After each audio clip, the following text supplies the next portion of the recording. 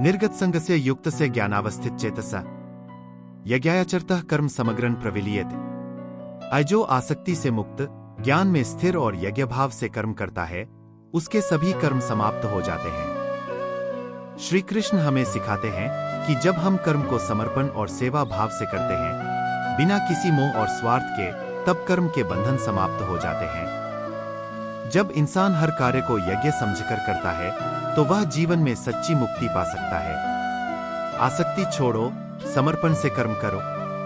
हर कार्य को सेवा भाव से करो, परिणाम की चिंता मत करो। ज्ञान में स्थिर रहकर जीवन को सफल बना। जब कर्म समर्पण बन जाता है, तभी सच्ची शांति मिलती है। यदृच्छालाभ संतुष्टो द्वंद्वातीतो विमत्सरा समा सिद्धाव सिद्धौ चक्रित्वापि न निबधत। हिंदी अर्थ: जो व्यक्ति संयोग से प्राप्त वस्तुओं में संतुष्ट रहता है, जो द्वंद्व सुख दुख से परे है, जो ईर्ष्या से मुक्त है और सफलता असफलता में समान भाव रखता है, वह कर्म करते हुए भी बंधता नहीं है। श्री कृष्ण हमें सिखाते हैं कि सच्ची शांति और मुक्ति वही है जहां संतोष, समता और निस्वार्थ भाव होता है। जो व्यक्ति परिस्थिति जैसी हो उसमें संतुष्ट रहता है, वही जीवन के उतार चढ़ाव में अडिग रहता है। मिलने पर संतोष और न मिलने पर धैर्य रखे। सफलता और असफलता दोनों में समान रहे। ईर्ष्या को छोड़कर निस्वार्थ भाव से कार्य करे। असंतोष और समता से कर्म करने वाला व्यक्ति सच्चा कर्मयोगी है।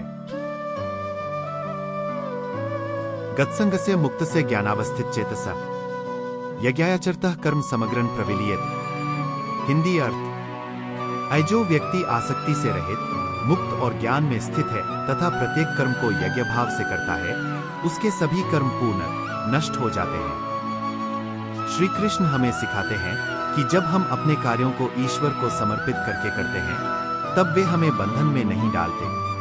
जो व्यक्ति मोह और अहंकार से मुक्त होकर कार्य करता है, उसका हर कर्म पवित्र हो जाता है और उसे जीवन में पूर्ण शांति प्राप्त होती है। आसक्ति छोड़कर कर्म करो, यही सच्ची मुक्ति है। हर कर्म को एक यज्ञ मानकर निस्वार्थ भाव से कर। ज्ञान में स्थित रहकर जीवन में सच्ची शांति प्राप्त कर। जो अपने कर्मों को समर्पण बना लेता है, वही सच्चा कर्मयोगी है।